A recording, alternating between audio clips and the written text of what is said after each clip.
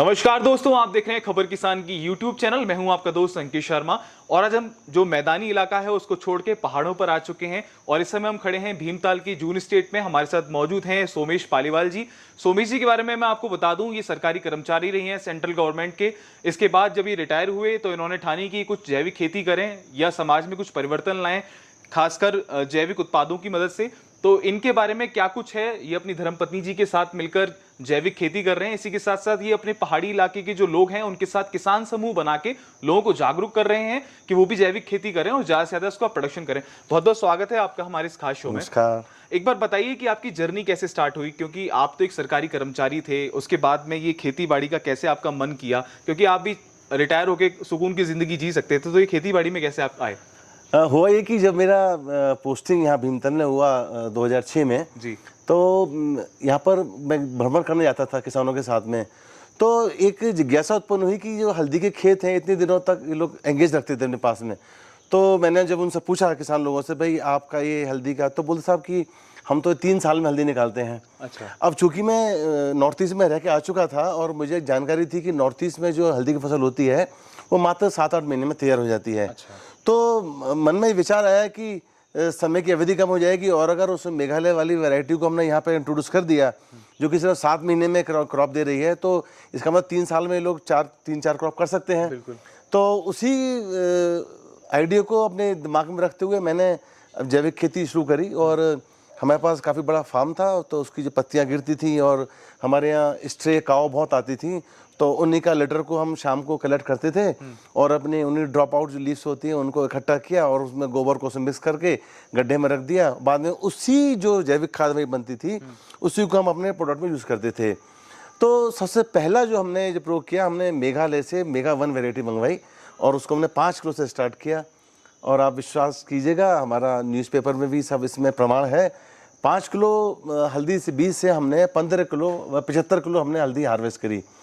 तो उससे लोगों में भी थोड़े कौतूहल जागा कि इतना जल्दी कैसे हो जाता है। फिर कुछ लोगों ने हमसे संपर्क किया और अभी पिछले साल हमने बड़े स्तर पर करना शुरू किया और हमने 25 लोगों का एक समूह बनाया है जी। और 25 नाली ज़मीन हमने यहाँ पे व्यवस्था कर रखी है और जो 25 किसान अपने एक नाली में करेंगे। एक नाली में कम से कम हमारा 1 या 1.5 कुंटल हल्दी का बीज लग जाता है और 1-1.5 कुंटल हल्दी के बीज लगाने से हमारे 15 कुंटल हल्दी आ जाती है। अच्छा, इसके अलावा क्या मैं देख रहा हूँ कि काफी सारे यहाँ पे जो रखे हैं उत्पाद रखे हैं, आप क्या क्या चीजें अपने फार्म पर कर रहे हैं? हाँ, धीमे धीमे जब खेती में आनंद आने लगा तो हम तो वैज्ञानिक हैं, हम रेशम कीट वैज्ञानिक रहे, तो ये प्रकृति के साथ आपका पहले से जुड़ाव था हमारा जो था। हाँ, तो हमने सोचा कि यहाँ के जो पहाड़ी जो उत्पाद होते हैं उनको भी क्यों ना ऑर्गेनिक, उसमें प्योर ऑर्गेनिक में किया जाए जी। तो हमने फिर सबसे पहले हमने ये, अब देखिए ये कद्दू हमारा है, ये कद्दू प्योर ऑर्गेनिक है। ये पहाड़ में बहुत ज़्यादा इसकी वो है खपत है, पहाड़ी कद्दू जिसको बोलते हैं। उसके बाद में ये एक इसको आप ये देखिए, ये हो गया पहाड़ी ककड़ी। अच्छा। इस ककड़ी का महत्व इतना ज़्यादा है कि 90% परिवारों में ये परंपरा के रूप में इसकी बड़ी बनाई जाती है। उड़द की दाल के साथ मिला के इसकी बड़ी बनाते हैं। वो क्या परंपरा है, कब बता रहे थे? हाँ, परंपरा ऐसी है कि जो घर की लड़की होती है जो ससुराल में जाती है तो वो बड़ी बनाती है जाकर के। अच्छा। और परंपरा ऐसी है कि एक बार अगर उस लड़की ने बड़ी बनानी शुरू कर दी तो वो छोड़ नहीं सकती उसको। तो ये अपने उत्पाद को बढ़ावा देने के लिए शायद ये और कहीं ना कहीं मुझे लगता है कि अपने जो हमारा पुराना ट्रेडिशन है उससे लोग जुड़े रहे, हाँ, उसको ना छोड़े, अपने रूट से जुड़े रहे। बिल्कुल बिल्कुल। अच्छा, तो आपका अनुभव क्या कहता है? जैसे अगर हम देखते हैं मैदानी इलाकों में परिस्थितियां अलग होती हैं खेती बाड़ी की, जब आप पहाड़ी इलाकों में करते हैं तो वहां पर क्या रहती है? क्या यहाँ भी कीटों की परेशानी रहती है या जंगली जानवर यहाँ भी परेशान करते हैं? जंगली जानवरों में जो प्रमुख जो है बंदर जिसको बोलते हैं, और कुछ इलाकों में बहुत उत्पाद करता है। लेकिन कुछ फसलें, इसीलिए हमने बताया कि हमारी जो मुख्य फसल जो हम करते हैं उसमें एक तो हल्दी है, हल्दी जिसका प्रोडक्ट हम रखा हुआ है, और दूसरा अदरक। अच्छा। ये 2 उत्पाद ऐसे हैं कि जिनको बंदर बिल्कुल टच नहीं करते हैं और कैश क्रॉप है और दोनों ही मेरे ख्याल जमीन के अंदर होते हैं। और वो कहते हैं ना, बंदर का अदरक का स्वाद, इसीलिए वो कहावत कही गई है क्योंकि वो नीचे है तो बंदर को पता नहीं है कि इसका स्वाद कैसा है। और कोविड के टाइम में आप देख लिया, कोविड के टाइम में अगर आप, मैं बताना चाहता हूं दर्शकों को कि कोविड के टाइम में हल्दी उत्पाद की जितनी लोकप्रियता बढ़ी है वो किसी उत्पाद की नहीं बढ़ी। बिल्कुल। इसमें जो इम्यूनिटी बूस्टर है तो उसी को देखते हुए हमने मन में आया कि हम बड़े बड़े किसान समूह बनाए यहाँ पर, तो हमने किसान समूह बन गए हैं। दूसरी बात जब आपने कही कि जो पहाड़ी उत्पाद में भी ये है कि अगर हम परंपरागत उससे करते आए और अगर उसमें बदलाव ना लाएं तो कहीं ना कहीं हमारा उत्पादन जो गिरावट आती जाती है, कुछ नयापन लाए। तो इसी नएपन में जैसे कि बीजों का संशोधन करना, तो यहाँ पर पंतनगर यूनिवर्सिटी बहुत पास है हमारे, फेमस भी है, हाँ फेमस है। तो वहाँ से हम लोग ककड़ी के बीज लाए और हमने देखिए बहुत एक कम से कम 3-4 किलो का एक है। और इससे तो मुझे लगता है कि आप अपनी शारीरिक व्यायाम भी कर सकते हैं, एक्सरसाइज भी कर सकते हैं। बिल्कुल शारीरिक व्यायाम करने के लिए ये देखिए ये कितना अच्छा है, डंबल के रूप में आप इसको इस्तेमाल कर सकते हैं। और इसके बाद आप इसका सेवन भी कर सकते हैं, जो आपकी सेहत को बढ़ाएगा, क्योंकि जैविक तरीके से। बिल्कुल। और एक चीज और बताना चाह रहा हूँ आपको कि पहाड़ में लहसुन होता है बहुत अच्छा, गार्लिक जिसको बोलते हैं हम लोग। और वो लहसुन अगर आप देखें तो लहसुन के ऊपर में ये लगते हैं, देखिए थोड़े से नूडल्स लगते हैं, ये नूडल्स जी, ये इनको पर्ल बोलते हैं। अच्छा। और ये इन लहसुन की डंडियों में लगते हैं, ये देखिए आप, मैं दिखाऊं आपको, अगर ये देखिए आप, ये मैंने निकाल दिया इसमें से, इस जगह से ये डंडियाँ, ये इसमें से निकाली है मैंने, ये पर्ल्स इसमें से निकाले हुए हैं। ये लहसुन नीचे लग जाता है, उसके ऊपर डंडियों में लगता है। इसका जोड़ों के दर्द, जो जोड़ों में जॉइंट पेन और जिसको बोलते हैं गठिया, इसके नाम भी इसका गठिया लहसुन है। जो आजकल काफी सारी आम समस्या हो गई, महिलाओं में भी, पुरुषों में भी, शहरी इलाकों में बड़ी समस्या आ रही है गठिया बाई की।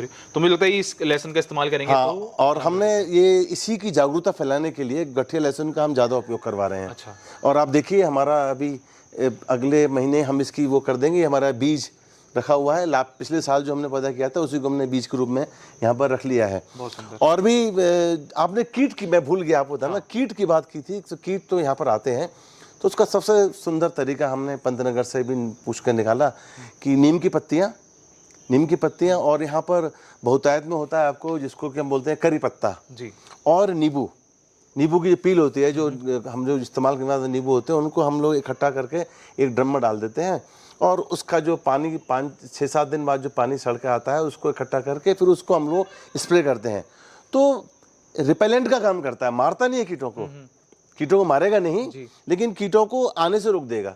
उसकी जो स्मेल होती है, एक लेयर बनाता है, हाँ, चारों तरफ। तो उसमें क्या है कि थोड़ा सा जो हमारा डिटर्जेंट पाउडर हो गया, उसको अगर आप मिला दें तो वो जो है वो सरफेस पर चिपक जाता है, वो उसकी सुरक्षा करता है। बहुत सुंदर। हाँ। और एक चीज मैं जानना चाहूंगा, जैसे आजकल देश के प्रधानमंत्री जी मोदी जी भी काफी कहते हैं, किसानों को जागरूक कर रहे हैं, देश की जनता को जागरूक कर रहे हैं कि वो जैविक खेती की ओर अग्रसर हों। अगर हम पहाड़ों की बात करें तो हमने ये सुना था कि पहाड़ों पे रसायन का अब भी कम उपयोग हो रहा है, लेकिन बीते कुछ दिनों में क्या यहाँ भी रसायन पहुंचा है, लोगों ने रसायन का इस्तेमाल शुरू कर दिया? हाँ, ये बहुत अच्छी बात बताई आपने। उत्तराखंड जो स्टेट है, राज्य है हमारा, 2008 में ही इसको ऑर्गेनिक स्टेट डिक्लेयर कर दिया गवर्नमेंट ने।